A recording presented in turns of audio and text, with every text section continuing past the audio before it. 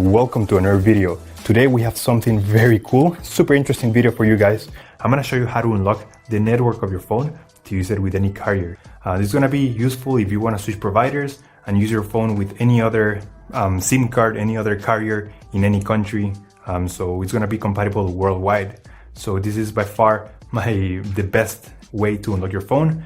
I'm gonna show you how to do it step by step. Now this will work regardless if your phone is still under contract or out of contract. It doesn't really matter.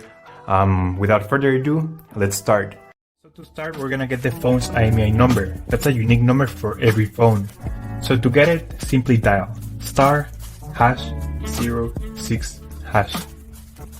As you will see, your 15-digit IMEI number will appear in the screen of your phone.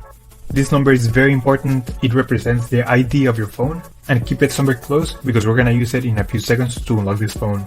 Okay, now we're gonna switch to the computer. We're gonna use this website to request the unlock code to unlock this phone. So first you need to fill in the information about the phone you want to unlock in this form. The processing times may always vary, so be very patient. It may be very fast sometimes, but sometimes it may also take a little bit longer, so just keep that in mind.